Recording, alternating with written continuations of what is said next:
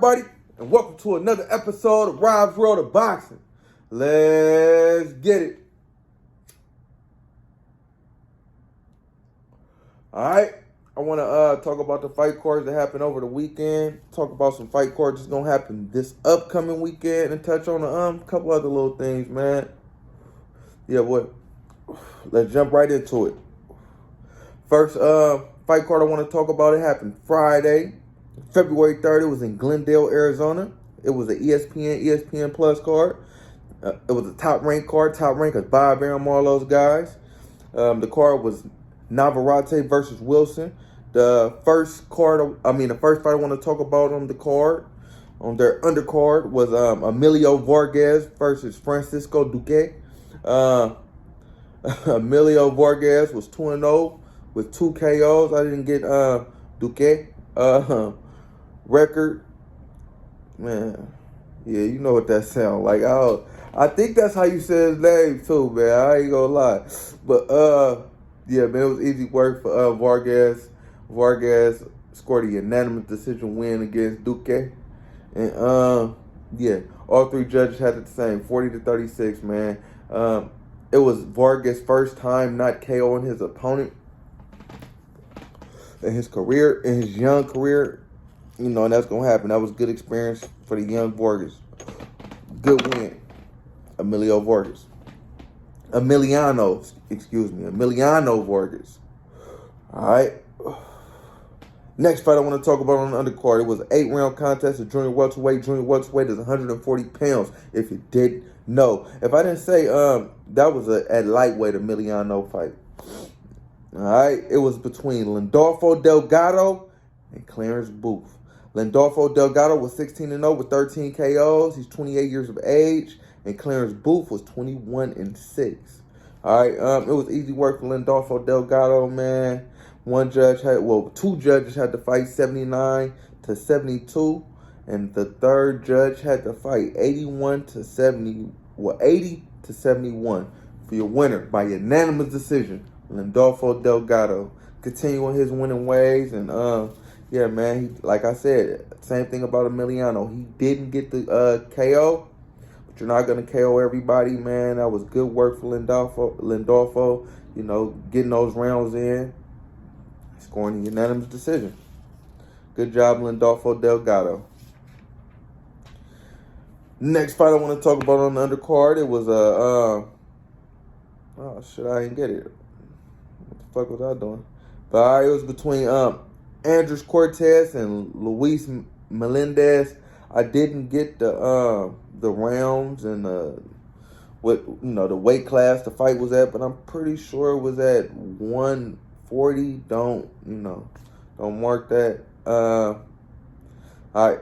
Andres Cortez was 18-0, 10 KOs. Luis Melendez was 17-2, 13 KOs, and he's from Puerto Rico. It was a pretty easy fight for Andres Cortez. All 3 judges had to fight 100-90, clean sweep for Andres Cortez, giving him a unanimous decision win. All right. Next fight I want to talk about on the card, it was a 6-round contest at middleweight. Middleweight is 160 pounds. If you didn't know, it was between Nico Ali Walsh, the grandson of the greatest, and Eduardo Alycia. Nico Ali Walsh was 7-0, 5 KOs.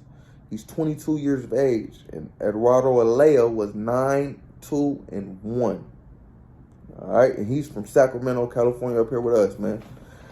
All right. It was a pretty good fight, man. Nico Ali Walsh, he's improving, he's impressing.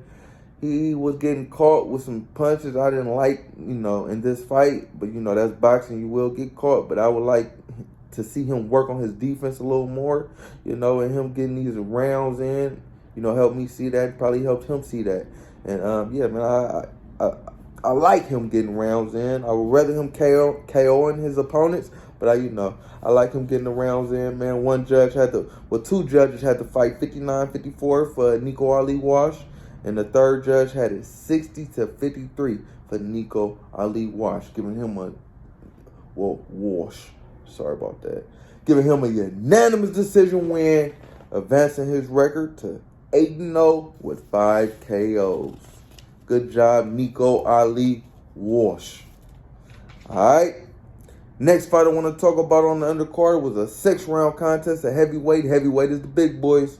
It was between Richard Torrey Jr. and James Bryant. Richard Torrey Jr. was 4-0 with 4 KOs. James Bryant was 6-2 with 4 KOs. Alright, Torrey Jr. caught James Bryant, man, with a nasty left uppercut at the end of the first round, and it was all she wrote, man.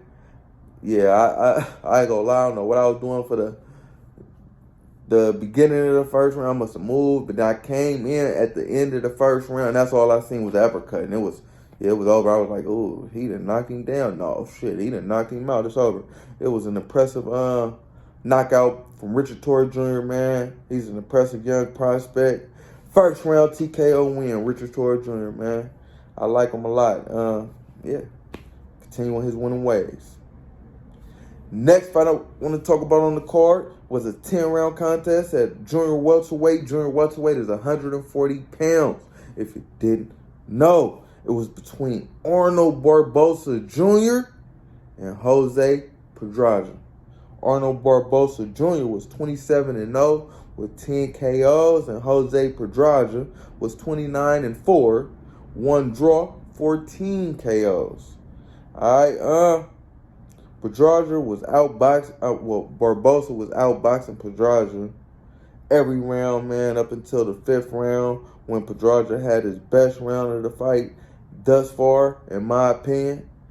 You know, other than that, man, it was business as usual. Barbosa boxing the boots off of Pedraza, man, and you know, hitting and not being hit, man. On his way to a unanimous decision win. I didn't get the judges card, but it was a unanimous decision win for Arnold Barbosa Jr., advancing his record to 28-0 with 10 KOs. Alright, yeah, man, the fight was what I expected it to be. I didn't think, it was gonna be a amazing fight. I thought it was gonna be a okay fight, average fight, and Barbosa was gonna get the win, which was the case. I feel like Barbosa, man, he could have got Pedraza out of there. You got 10 KOs, man. He's not a KO artist, and that might come back to hunt him at the 140-pound division, man. Yeah, man, I don't know if he's gonna be able to, because he's not even the best boxer. He's an okay boxer. He's not gonna be able to outbox everybody at the 140-pound division, man. And I see that might be a problem. His power, or lack thereof in the future, man, at the division. But nonetheless, good job, Arnold Barbosa Jr. getting that win, man. All right, during the intermission of that fight, in the main event, they were talking to Oscar Valdez. He was at the fight. He was actually supposed to fight Emanuel Navarrete in the main event. I guess he got hurt. I forget what the injury was, but he did get hurt, and he wasn't able to fight. So Wilson filled in. But he was saying, yeah, he wants the winner, man, and he's ready to fight, man. And he hopes it's Navarrete, because he don't want the easy route. He's trying to be champion, and he's trying to be champion again, and he wants, to go through the best to get there. All right, I think that'd be a hell of a fight too. That is going to be a hell of a fight. Oscar Valdez versus Emanuel Navarrete, man. I feel like Emanuel Navarrete has that Miguel Berchelt style, and yeah, you seen what happened in that fight. I feel like I have Oscar Valdez in that fight, and I feel like that will be a hell of a fight. All right, yeah. Without further ado, let's get into the main event. It was a 12-round contest at junior lightweight. Junior lightweight is 130 pounds, if you didn't know. All right. It was Emanuel Navarrete versus Liam Wilson. Emanuel Navarrete was 36-1, 30 KOs. He's 28 years of age. Liam Wilson was 11-1 with 7 KOs. All right. After 1 in my opinion, his power wasn't translating, to 130 pounds, how it was at 126. 126, you touch somebody, they getting out of there. He was hitting Wilson, well, this just after the first round. And I didn't see Wilson budging. I didn't feel like he was hurt at all from his power after round one, though. So that was a short sample size. All right, round 4, Wilson dropped Navarrete, man. He hurt him, too.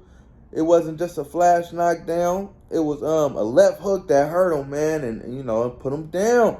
That was a surprise. I was very, very surprised that Emanuel Navarrete went down, from a punch from Wilson. I mean, everybody was surprised. Emanuel Navarrete was favored in this fight plus 1,400. That was the odds. So you had to bet 1,400, to even see anything. You know what I'm saying? So everybody felt like he was going to just destroy Wilson. So I'm pretty sure everybody was surprised when Wilson knocked him down, man, in the 4th round, man, with that left hook. Good job, Leon Wilson, man.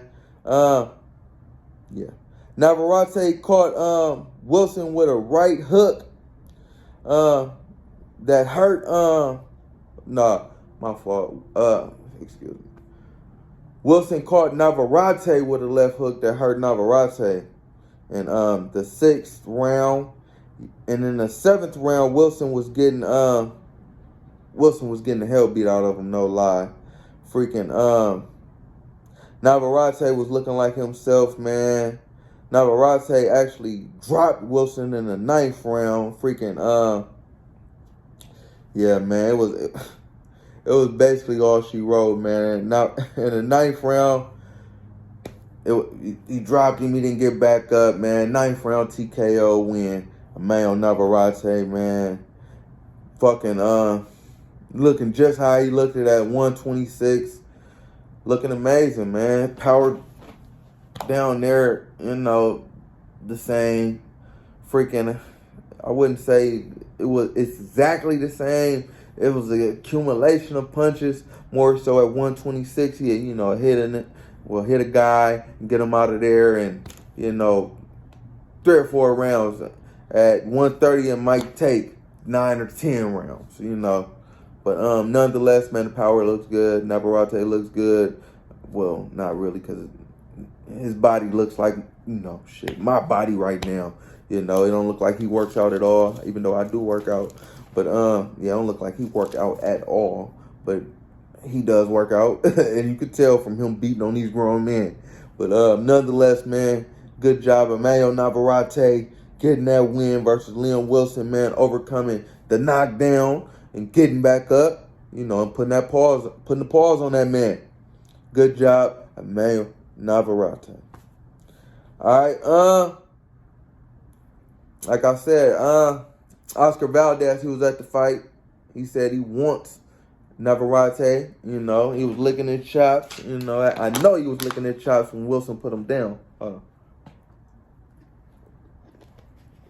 But yeah, I wasn't, not really. I really wasn't too impressed with Navarrete, but like I said, his power looks good. But I don't feel like if I was to predict, I feel like Oscar Valdez would win that fight. Like I said, good job, Emanuel Navarrete.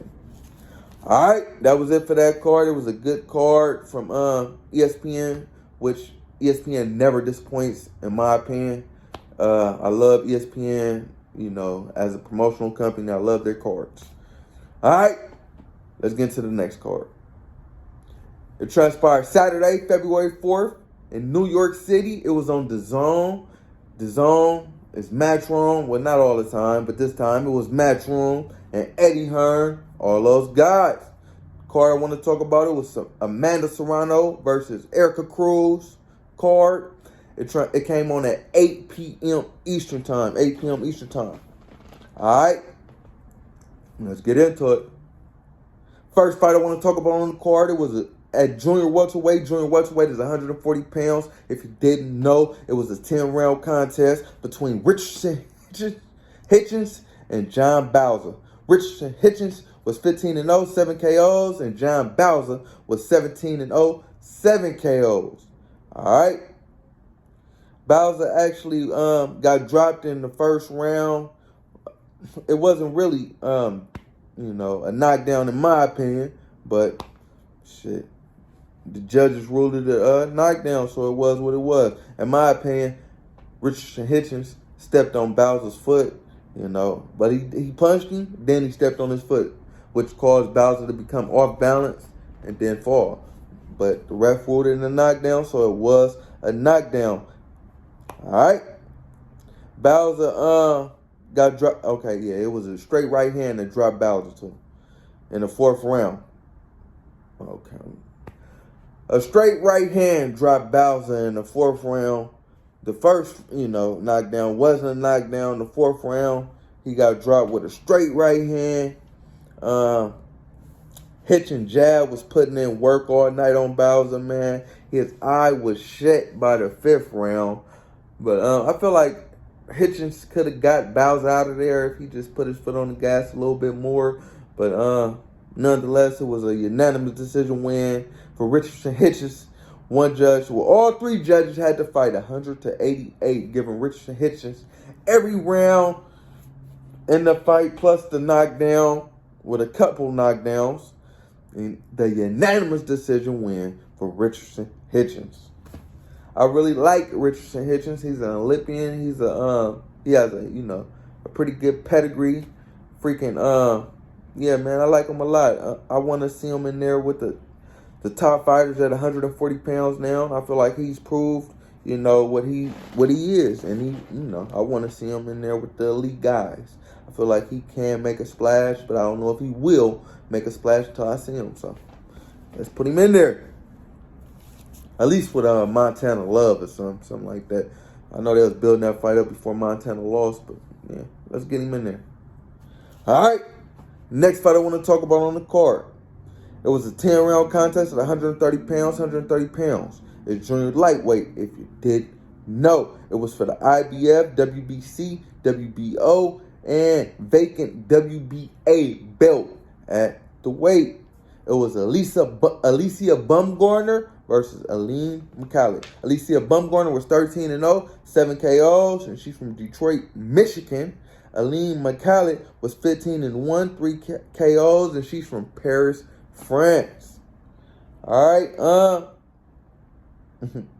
Alycia Baumgardndner came out to Little Boosie featuring Webby. Wipe Me Down. She was coming out, she's going crazy. She's dancing, she was hitting it. Yeah, man, I like her swag, I like her style. She was real loose before the fight. I was like, man, is this good or bad? But yeah, man, I really like her, man. I like her a lot. She will be a freaking star, a pay-per-view star, man. Mark my words. But all right, McCallie went down in round 3 from a straight right hand. Then again from a barrage of punches. At the end of the round, man, Baumgardndner was beating the hell out of McCallie all night, man. Giving her a unanimous decision win. One judge had to fight 99-89, and the other two judges had to fight 98-90. All for your winner, Alycia the Bomb Baumgardndner. Giving her a unanimous decision win. And giving her the undisputed crown at 130 pounds. Good job, Alycia Baumgardndner. After the fight, she said she was ready for Michaela Mayer again, going against her word. She was saying, like, I didn't, Michaela don't deserve a rematch. I ain't giving her ass nothing. I think them was her exact words, But after the fight, she said, what was her, she said she'll knock her ass out. Look at her. Those were her exact words. I'll knock her ass out. Come on, look at her. So, those were fighting words, man. I guess she's ready for the rematch now. Man, and why not? It'll be a big money fight, a big fight for women's boxing like the first one was, and this time it will be a main event. Guaranteed. Yeah, man. But good job, Alycia Baumgardndner. All right. Next fight I want to talk about on the card was a 10-round contest of featherweight. Featherweight is 126 pounds. If you didn't know, it was the main event. It was for the IBF, WBA, WBC, and WBO featherweight belts of the world. It was Amanda Serrano versus Erica Cruz. Amanda Serrano was 43-2, 1 draw, 30 KOs. Erica Cruz was 15-1, 3 KOs. All right, Erica Cruz got cut in the third round from a clash of heads. Other than that, man, the fight was a back-and-forth contest. It was a slugfest with both women, not backing up. No women not trying to, give an inch. It was a hell of a fight, man, for women boxing. Cruz showed a lot of heart, man, after after being cut, from clash of heads. Freaking, it was blood everywhere, man, but she was not backing down. She was, doing her thing. And the majority, Amanda Serrano, crowd. The whole crowd was there for Amanda Serrano, but she wasn't letting that bother her, or deter her either, man. She was doing what she had to do. And I gained a lot of respect for Erica Cruz. But, yeah, man, it wasn't enough to get the win, man. One judge had to fight 98-92. Well, two judges had to fight 98-92. And the third judge had to fight 97-93. All for your winner by unanimous decision, Amanda Serrano. All right, after the fight, during the fight, Katie Taylor was at the fight, and after the fight, freaking Amanda Serrano said she's ready for the rematch. I guess Katie Taylor's ready for the rematch too. I looked it up on where I look up all my fights at and check them out. Freaking ESPN boxing schedule. They said the fight is ready, man. It's on May 20th, of this year. So I'm excited. I'm ready to see it, man. The first fight was a hell of a fight. Pretty sure the second fight is going to be a hell of a fight. And just like I said for the Alycia Baumgardndner, Michaela Mayer fight, it's going to be a hell of a money fight and a hell of a fight for women boxing, just like the first one was. Freaking, yeah, man, I'm excited to see it. Good job, though. This fight, Amanda Serrano. All right. That's it for the fights that transpired over the weekend. It was a nice little weekend of boxing, with the ESPN cards. Undercards always nice. Then the women, came and put on for the women and did what they did, man. That was a pretty good weekend of boxing. You had fights Friday and Saturday. I love when it's like that.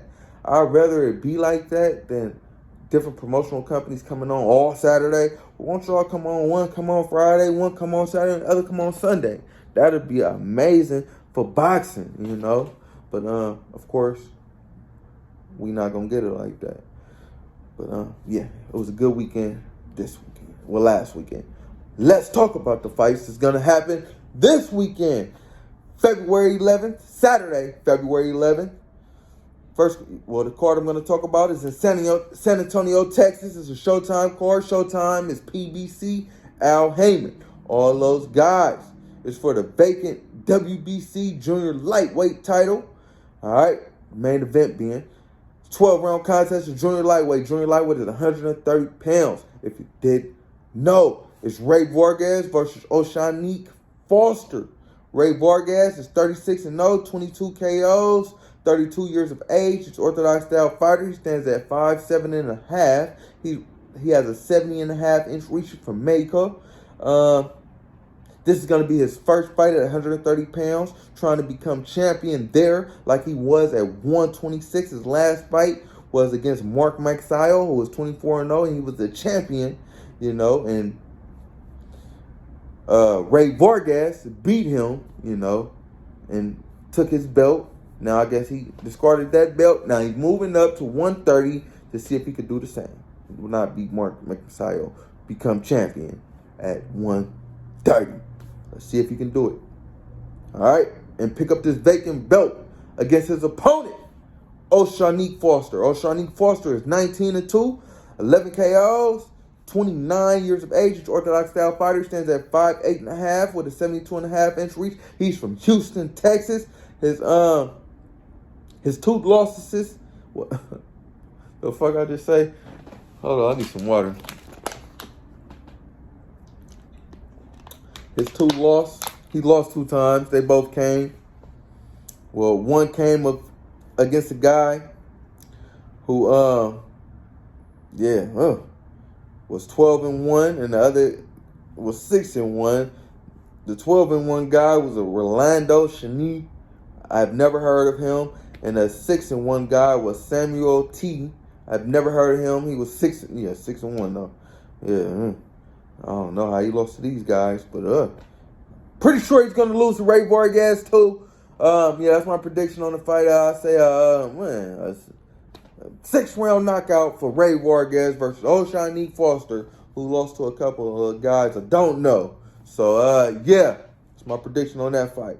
All right, next fight I want to talk about on the card is a 10-round contest at junior welterweight. Junior welterweight is 140 pounds. If you didn't know, it's Mario Barrios versus Giovanni Santiago. Mario Barrios is 26-2, 17 KOs, 27 years of age. He's an Orthodox style fighter. He stands at 6 foot even with a 71-inch reach from San Antonio, Texas. So this is a hometown fight for him. His last 2 fights have been losses. First one was to Javante Davis, who was 24-0 at the time. And the second was to Keith one-time Thurman, who was 29-1 at the time. Mario Barrios has not won a fight since 2020. He's trying to turn that around Saturday night against his opponent, Giovanni Santiago. Giovanni Santiago is 14-2, 1 draw, 10 KOs. He's an Orthodox style fighter. Stands at 5'8.5" with a 69-inch reach. He's from Puerto Rico. He's also lost his last 2 fights. First was to Adrian Broner when Broner was 33-4 with 1 draw. Second was to Gary Antoine Russell when he was 13-0. And he also hasn't won a fight since 2020. So somebody has to win Saturday night, man. Let's see who can win. And pick up that W, the first one since 2020. Quick prediction, I got Mario Barrios winning that fight. I feel like he should win that fight. He's a very talented fighter. He's just been fighting very talented fighters. So, man, Giovanni Santiago is not as talented as his last 2 opponents. So I feel like he's going to pick up that win pretty easy. I say a 8th round KO win for Mario Barrios. All right. Last fight I want to talk about on that card is a 10-round contest. At heavyweight is the big boys. It's Lanier Piero versus Victor Vasquez. Lanier Piero is 8-0, 5 KOs, 30 years of age. He's a southpaw. He stands at 6'4.5" with a 79-inch reach from Cuba. This is my first time seeing Piero. He looks good on paper. His opponent, Victor. That shit. His name's Victor. All right, he's 11-0, 7 KOs. He's 30 years of age. He stands at 6'5" with an 81-inch reach. He's an Orthodox style fighter. He's from the Ukraine. And this is my first time I will be seeing Victor as well, man. So, haven't seen either guy, but they both look good on paper. They're both 30 years of age. They're both undefeated. Somebody gotta go. So I'll be looking to see who get up out of there. I feel like I haven't seen these guys fight, so I don't really know. I'm just gonna look, to be entertained. I'll let you know after the fight what I think of both guys. All right. In other news, that's it for the weekend of boxing. It's a pretty slow weekend. We've got that one card. Not a lot of fights, 3 or 4 fights on that card. So pretty slow weekend of boxing. But check out that card on Showtime.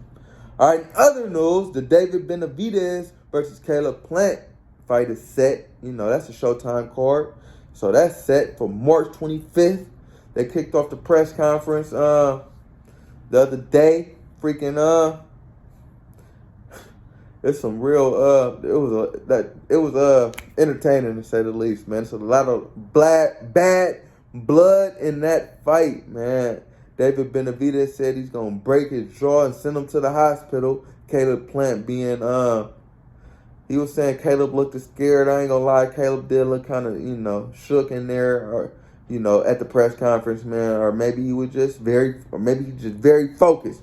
But he did look kind of shook, man. I want him to talk a little bit more shit, man. And stand on David's neck a little bit more, because David sure was trying to stand on his, and yeah, man. David dad was calling Caleb a bitch. He was on him, man.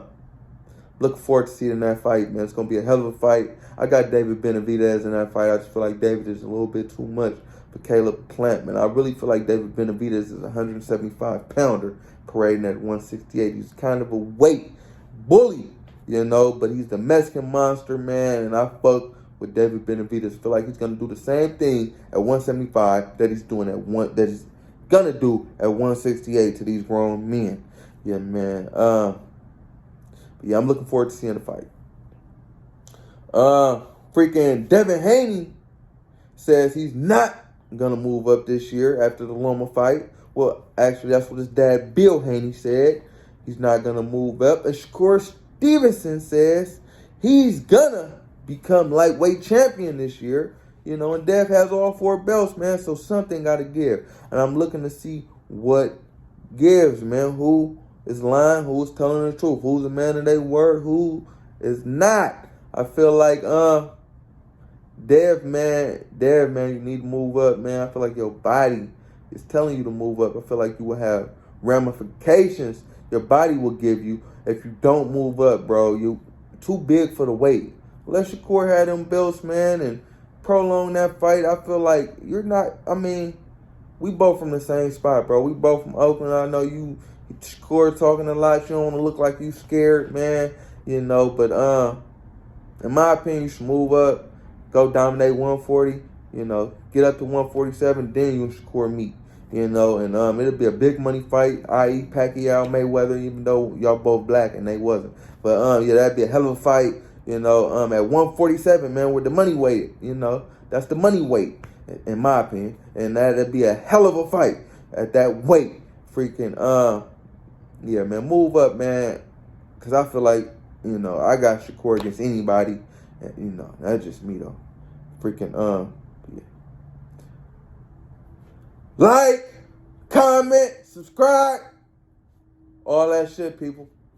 Rob's World of Boxing. Yeah.